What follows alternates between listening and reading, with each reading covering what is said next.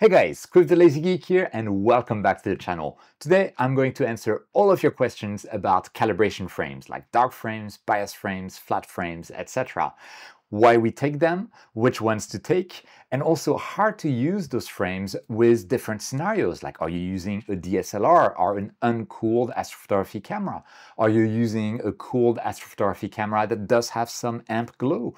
Are you using a cooled astrophotography camera that does not have amp glow? Are you using the ASI 294MC Pro or MM Pro? All of those have some slight differences in terms of how calibration frames should be taken and used. And I'll go into all of that in this video. So first, what are calibration frames? The first thing there is to know is that there's a type of frame that we typically call light frames. This is simply the time when you point your telescope at a target and you take pictures of that target, typically like 30 seconds long or 5 minutes long, some exposure length long. You take the picture, it's saved as a RAW file, typically a FIT file, on your disk, and then you can use that to do the processing. Those are the light frames. They're the exposures that you have of your target. And what's important to understand is that a light frame comes with parameters that were used to take that light frame. If you're using a DSLR, for instance, a main parameter will be the ISO that you used for taking your light frame. By the way, fun fact, for many DSLRs, ISO 800 is the right value to use. Also, when you're taking a light frame, there is other parameters like the temperature of your camera sensor. If you're using a DSLR, you cannot control that, so you kind of have to make do. Same thing for an uncooled or fan-cooled astrophotography camera. However, if you're using a cooled astrophotography camera, you can typically set a temperature target and your sensor is always kept at that temperature. So it's very easily reproducible. And then of course, for astrophotography cameras, you have gain parameters, which is kind of equivalent to the ISO in a DSLR. And you have stuff like offset as well. Also like USB speed, the mode of the camera, like low conversion gain, high conversion gain, that kind of stuff. It all is basically part of how you took your exposure. And when you take your light frames, you need to remember that because they're going to be very useful. Those parameters are going to be very useful for basically all of your calibration frames. Okay, so we understand that we have light frames, they're exposures of your targets, and they have parameters, the length of the light frame, the temperature that the sensor was at, the gain or the ISO, the offset, the mode of the camera, etc. Okay, cool. So then we have a very well-known type of calibration frame, which is called a dark frame. A dark frame is basically a frame that imitates the light frame in all respects, except that the hood, the lens hood, is closed. So the only thing that the camera sees is darkness. Unless you have light leaks, make sure that when you take your dark frames, you do not have any light leaks. Take your dark frames in a dark room if necessary. Basically, if I have taken with my DSLR 300-second exposures at ISO 800 and the outside temperature was roughly 30 degrees Celsius and I want to take a dark frame, I will need to take a 5-minute exposure at an external temperature that is roughly 30 degrees Celsius with the same ISO, let's say ISO 800. And I will have the cap on so that the sensor sees only darkness. In the case of an astrophotography camera, let's say I was using gain 100, offset 50, high conversion gain mode, and the sensor was at -5 degrees and the exposure was 5 minutes, all of those parameters will be the same for your dark frame, except that the dust cap is on and the camera sensor sees only darkness. Dark frames taken like that, they will represent basically the fixed pattern noise that is caused by your sensor temperature or by also some of the read noise of your sensor, what happens when we command the camera or the sensor to read out the image that it has recorded at the end of the exposure. If your camera has amp glow, which is like an area of high brightness on your dark frame and also in your light frames as well, that amp glow will also be included in your dark frame. So dark frames, they'll basically be subtracted from your light frame to remove fixed pattern noise,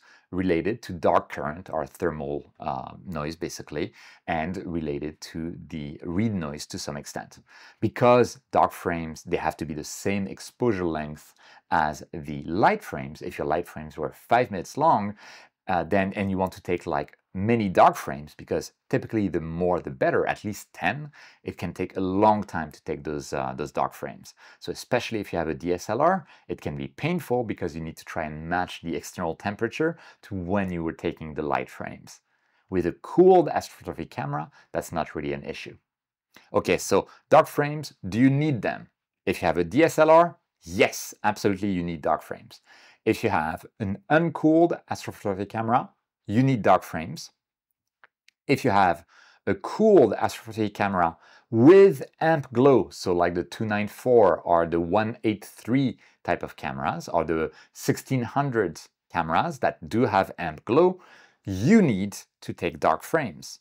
If you have cooled astrophotography camera without amp glow, you do not need to take dark frames. It's technically better if you do, but I don't bother personally with my cameras that don't have amp glow. So the IMX571 sensor, the IMX533 sensor, the IMX410 sensor, the IMX585 sensor, etc., etc. All of those don't have amp glow, so it's very much possible to do without dark frames, because those recent sensors without amp glow, we typically set the temperature of the sensor to very low temperatures, -5 degrees Celsius, -10 degrees Celsius. So the dark current fixed pattern noise, it almost doesn't exist. So we can do without those dark frames. At the same time, if your camera is cooled, you can take dark frames anytime you like, because you can just cool your sensor and then, leave it be for 10 hours in a row while you're taking dark frames. It's just going to do it on its own. And dark frames, they don't change easily. So if you have a cooled astrophotography camera, regardless of whether it has amp glow or not, you can take one set of dark frames and then reuse that over and over and over again for maybe even a full year. Most people will refresh their dark frame library after roughly 1 year or 6 months, depending on the person. If you have a DSLR, because this is so temperature dependent, creating dark frames libraries is probably not very possible. And so you do need to take dark frames for pretty much each session that you have with your DSLR or your uncooled astrophotography camera. Okay, next step or next type of calibration frame is a bias frame. Bias frame is basically a bit like a dark frame, except that it tries to capture the fixed noise pattern that is only related to the read noise, that noise in your camera sensor when we tell the sensor to read out the data that it captured during the exposure and to save it using its analog to digital converter. And when we read out from the camera, there is this read noise that is applied. It leaves into your light frames a fixed pattern noise that we can remove with bias frames. To measure that read noise, you need to use, for things like DSLRs or for uncooled astrophotography cameras, we need to get the lowest exposure time possible, with some exemptions. But anyway, for DSLR, typically it will be like 1/4000th of a second. So the fastest shutter speed that you can achieve with your DSLR, this is what you will need to use to take bias frames. And again, we will keep the dust cap on so that the sensor does not see any light. And because bias frames are so short, you can take many, many, many in a row, although I have seen that they are also, to some extent, temperature dependent. So you should try to take bias frames for your DSLR or your uncooled astrophotography camera at roughly the same external temperature as when you were imaging with your light frames. So bias frames, they'll be used to calibrate your light frames. They will also be used to calibrate your flat frames, but we'll go to there in a moment. You've noticed that for both dark frames and bias frames, we do not need any light. Actually, we don't want any light. It's in complete darkness. So the bias frames and dark frames, they do not care at all about the imaging train. They don't care about the telescope. They don't care about the lens. They don't care about anything. You can take the camera off of the imaging train, just put the cap onto the camera directly. That works for your dark frames and your bias frames. Okay, going back quickly to the bias frames, what if you have a cooled astrophotography camera? You just set the cooling to the same temperature as your light frames, and you make sure that all of the parameters are the same as for the light frames. So the high gain conversion mode, the gain, the offset, the USB speed, all of that should be the same to be safe. And for me, for recent sensors, I've seen that sometimes sensors have trouble with exposures that are less long than 1 second. So just to be safe, I take 1 second long bias frames, because when you cool your sensor to -5 degrees, -10 degrees, even a 1 second long exposure does not have basically any thermal noise. It just registers the read noise and the fixed pattern noise associated with that. So it's perfectly fine to take 1 second long bias frames. And this is valid for cooled astrophotography cameras with amp glow as well. In fact, there is one specific type of sensor, so the 294MC Pro and the 294MM Pro or other cameras using the same sensors, you should not take bias frames at all. Do not take bias frames with those cameras. We'll use something else instead of bias frames. Basically, if you've taken a lot of dark frames, and with the 294 sensor, you have taken a lot of dark frames because there is amp glow, you don't need technically bias frames because the dark frame also includes the read noise. And the 294 cameras, they basically hate exposures that are less long than, let's say, to be safe, 3 seconds long. You do not want to take exposures, even light frames that are less than 3 seconds long. Make sure that all of your exposures are always more than 3 seconds long. But I will get back to that once we get into flat, dark type of calibration frames. So bias frames, summary, for DSLRs and uncooled astrophotography cameras, you want to take the shortest possible exposure time, the fastest shutter speed. You want to have the same gain and offset and parameters or ISO for the DSLR, and you want to make sure there's no light reaching the sensor by having your dust cap on. That's for the bias frames.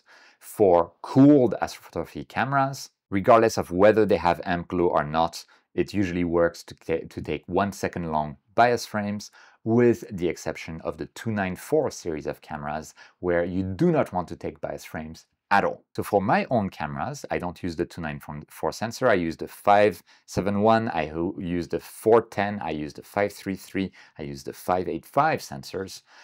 They are very well-behaved, cool astrophotography sensors, and I just take bias frames and no dark frames. Okay, next type of calibration frame, which is the flat frame. The flat frame is a very special type of calibration frame, because it is used to calibrate not your sensor, not the camera itself, but it's actually used to calibrate your optics and any defect that you may have in your optics in terms of light fall off at the edges of your field of view, that vignetting, in terms of dust motes that could prevent some of the light from reaching the sensor and that could leave a donut or a round blob onto your image without flat frames. Flat frames are essential. You should always take flat frames. So how do you take flat frames? How do you model your optics for your sensor?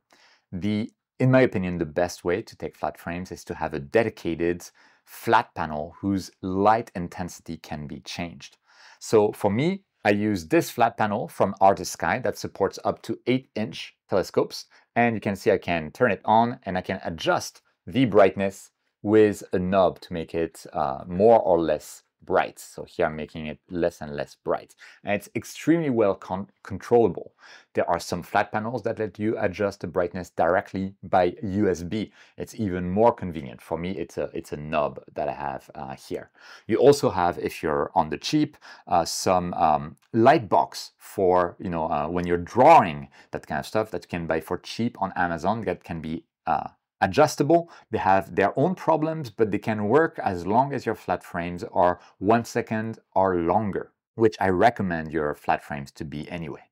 So now we have a flat panel, or maybe we have one of those light boxes that are adjustable, light intensity, and we can take flat frames. And I'm going to give you an example with the telescope that I have behind me. Before we do that, don't forget to go ahead and like the video if you like this kind of information. Leave a comment about what calibration frames you use and what sensors you use and which ones you think are essential. Let us know so we can share knowledge. Or if you just want to say hello, that works too. If you're new to the channel and you like this kind of information, you may consider subscribing and also clicking that notification bell, selecting all notifications so you're notified of any new videos that I publish. And if you want to support my work, because there's a lot of work that goes into those videos at no cost to you, and you're planning on buying any equipment from Amazon or Agena or Highpoint Scientific, etc., like this flat panel, and I'll have the link down in the description. If you do so after clicking the links that I have in the description, it helps me out a little bit at no cost to you, and it's very much appreciated. If you want to reward my work even more directly, you can join my Patreon as a supporter. Link is down in the description. Some of my tiers have access to my videos without ads and early as well. You can also join the channel as a member using the join button next to the subscribe button. That helps me directly, and you guys make the channel possible. Thank you so much for your support. Okay, with that, let's go to the flat frames. Flat frames, in theory, they could have different parameters than the light frames. But in practice, don't do it. Just keep the same parameters as the light frame. So if it's a DSLR, same ISO, same roughly surrounding temperature. So you can see with DSLRs, it's better to be taking your calibration frame maybe at the start or at the end, or even better in the middle of any imaging session. If you're using an uncooled astrophotography camera, it's very similar to a DSLR. You want to have the same roughly environmental temperature, and you also want to use the same gain, offset, USB speed, high gain conversion. All of those parameters should be exactly the same as your light frames. If you're using a cooled astrophotography camera, you want to set the sensor to the same temperature, and all of the other parameters should be the same as your light frames. And finally, if you're using a cooled astrophotography camera that happens to be the 294MC or MM Pro or any other camera with the same sensors, you will also want to use the same temperature, same offset, gain, high gain, etc. But you will see there are some specific instructions for them that refer back to the minimum exposure length of 3 seconds for those camera sensors. So as an example right now, I'm connected to this ASI Air type of setup with my smartphone, and I'm going to take my flat frames. So just like for my bias frames or my dark frames that I don't take, I need to make sure that I have the cooling to the same temperature as we had during the light frames. Let's say the temperature was 0 degrees Celsius. And I also want to make sure that I have the same gain. For me, it's basically with this sensor, which is the IMX571, I always use for ZW cameras, gain 100. The offset is not available in the ASI Air.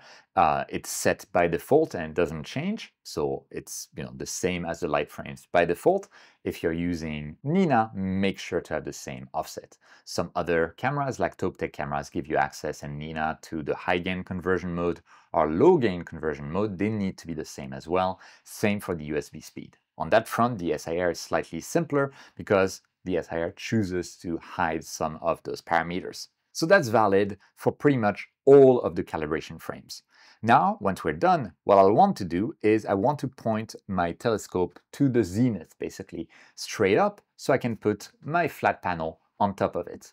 If you're using Nina, there is a flat wizard in there that will do that for you automatically. Most of the process can be automated, but I'll show you how it works manually with the ASI Air. So first, let me point the telescope manually towards the zenith. Here we go. I'm also going to turn the tracking off so that it doesn't move while I'm doing those explanations.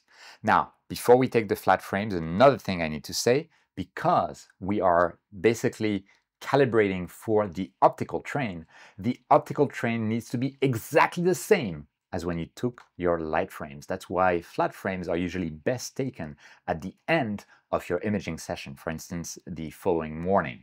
If your camera has rotated a bit, that's going to cause issues. If you've changed the filter, your flat frame is no longer good. If you've cleaned your filter, your flat frame is no longer good. So the scope should be the same, it should be unmoved. The camera should be the same, should be unmoved. It should be the same filter as well, because you need to take your flat frames per filter. Dark frames and bias frames, because they're taken in complete darkness, as I mentioned earlier, they don't care about the imaging train at all. But your flat frames, because we're characterizing the whole imaging train, including your filter, including your focal reducer, including your field flattener, including your telescope, everything that's in front of the camera, we are characterizing it via the flat frame. So everything needs to be unchanged. There is one thing that can be changed to some extent, it's the focus, especially on refractors. Even if you're somewhat away from best focus, your flat frames won't really care about the focus. This is a common told myth that you need to have the exact same focus point for your flat frames as your light frames. It is not the case. I have an old video that is entirely dedicated to that topic. If I find it, I'll put the link up above and down in the video description if you're interested. Okay, now I am going to remove my dust cap from the telescope, and I'm going to make sure that my flat panel is on, and I just put the flat panel on top of the telescope here. Very simple up to now. Then in the ASI Air, and then Nina would go to the imaging time, I'm just going to use the preview tab to take a 1 second exposure, because I like my flat frames for my cameras to be between 1 and 2 seconds long, except for the 294 cameras. I'll get to them in a moment. For me, it's going to be 1 second. I take an exposure in the preview, and then I look at the stats on the left-hand side of the screen. So you see average 554. Basically, if you look at the histogram, it goes from 0 on the left to, on the right, 65,000. I'm targeting roughly 30% of that. So I'm targeting roughly 20,000 as my average. A lot of people target half of the histogram. I've seen this causes issues with some cameras. So I personally target 1/3 of the histogram, and that has always worked for me. So here I can see I really don't have enough brightness, so I need to increase the brightness. It should be noted that in my imaging train, I have a dual band narrowband filter which cuts off a lot of light.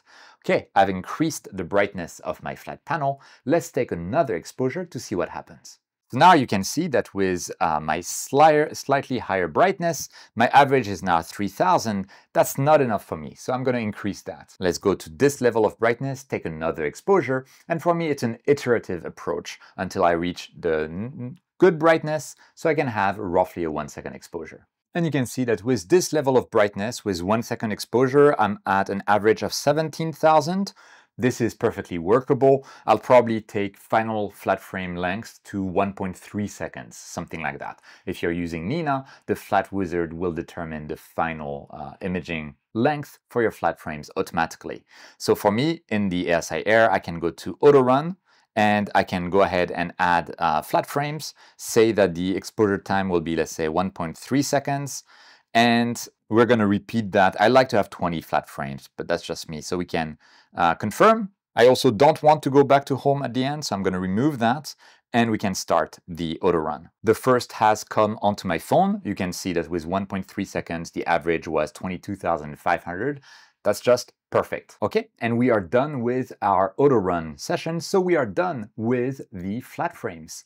Note that the flat frames, just like the bias frame and the dark frames, they're sensitive to light leaks, because light leaks will make your flat frame register incorrect information, and so your imaging train will be improperly characterized.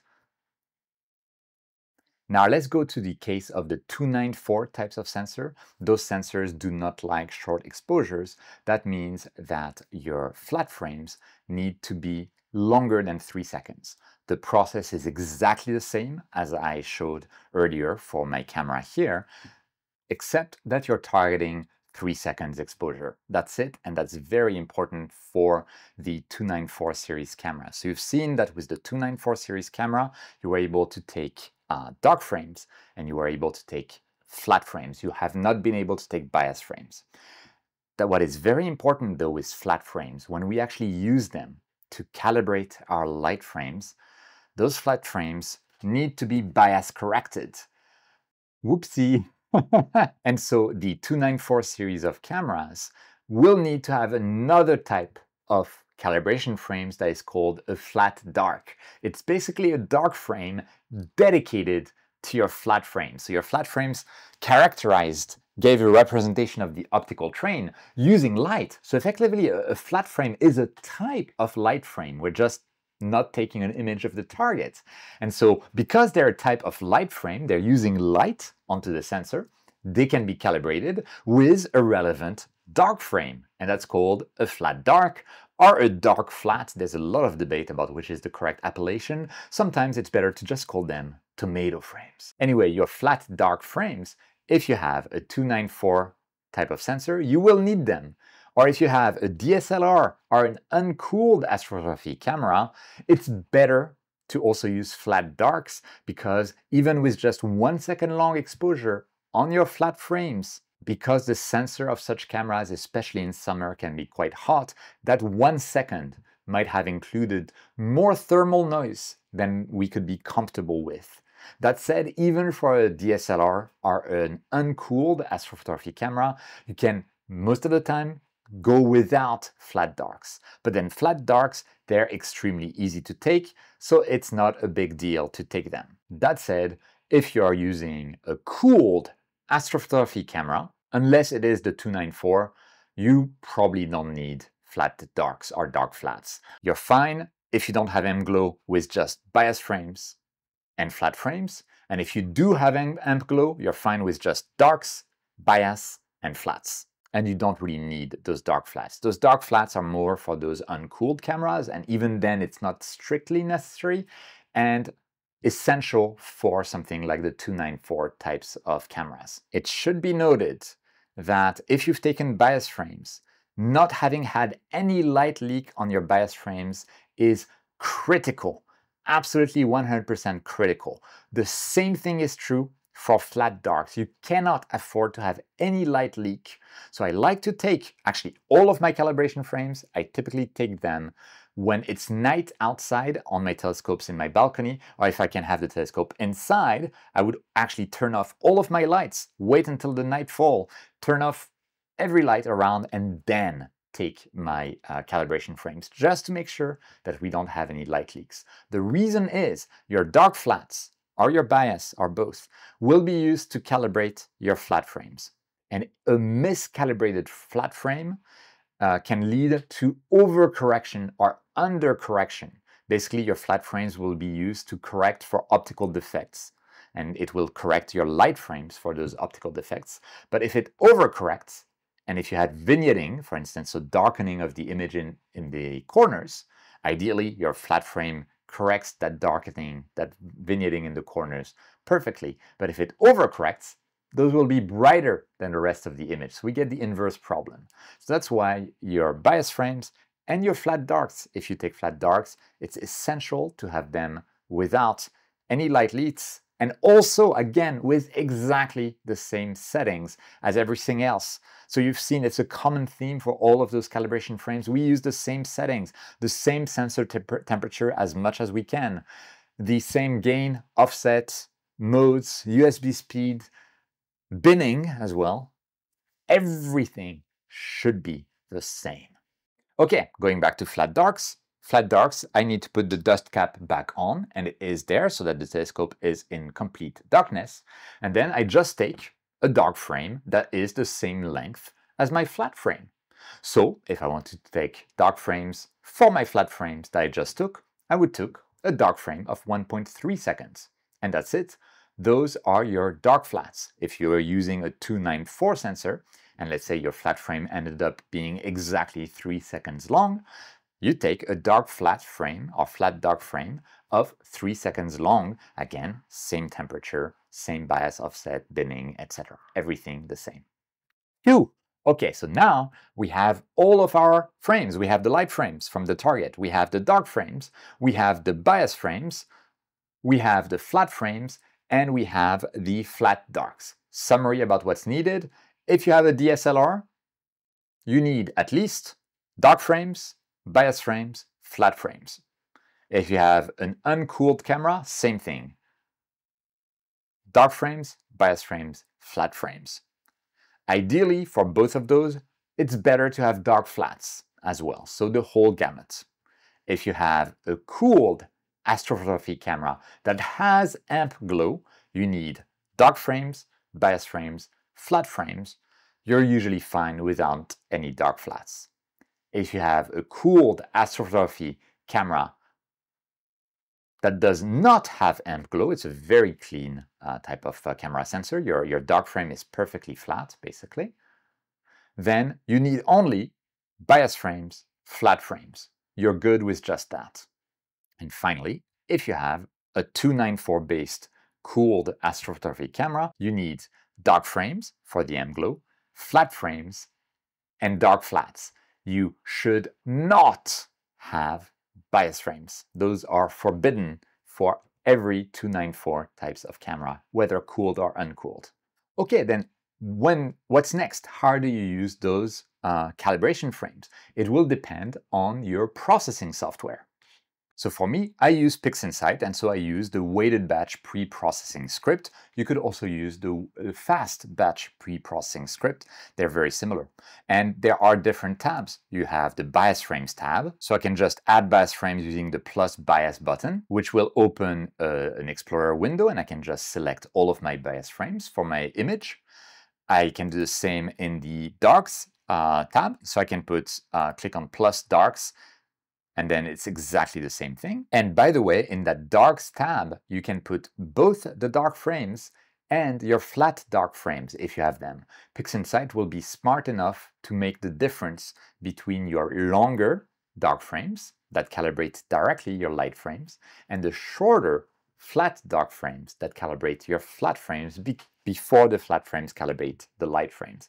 It gets complex, but the software will basically do everything on its own. You don't need to understand what the heck it's doing in the background.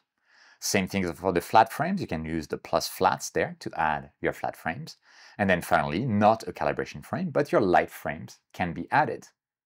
And that's basically it. The default settings for all of those types of frames should be basically untouched. And then once you're ready and you press the Run button, all of your calibration frames will be paired correctly with one another, and then finally with the light frame, and it will automatically work. It's similar process in Deep Sky Stacker, except I think Deep Sky Stacker has a specific type of calibration frames for flat darks, instead of having them in the same tab as the normal dark frames. And Siri is a bit more complicated on that front, but again, you can select your lights, flats, darks, flat darks, and bias frames. And then everything is handled automatically. And that's basically it for this knowledge dump, I guess, about calibration frames. Do you agree with those recommendations that I made? If you agree or don't agree, please leave a comment down below. And if you're watching this video and you're wondering, is this guy right? Does he know what he's talking about? Then also go and check the comments to see if there are dissenting opinions. That's how we share knowledge. That's how we participate in the hobby, and that's how we help each other. So don't hesitate to go down in the comments and have a look at what others are saying. While you're going there, don't forget to like the video. It really helps the channel out. And again, if you want to support the channel at no cost to you and you're planning on buying any equipment from Amazon, Agena, Hi-Point, First Light Optics, etc., if you do so after clicking the links that I have in the description, it will help me out, again at no cost to you. Helping me more directly, because it's a lot of work to make those videos, can be done using my Patreon. You can join my Patreon using the link in the description, or join as a channel member using the join button next to the subscribe button. Oh, and by the way, this video topic was suggested by one of my Patreon supporters. And yes, my channel members and Patreon supporters, I give them priority in terms of answering your questions or comments, because I get so many emails, so many chats on Instagram, etc. It's physically impossible for me to answer everyone. I do try to read everything, but my Patreon supporters, my channel members, get priority. With that, guys, thank you so much for watching. I hope it was interesting and that you learned something. Don't forget, whenever you can, to look up at the stars, and I'll see you next time.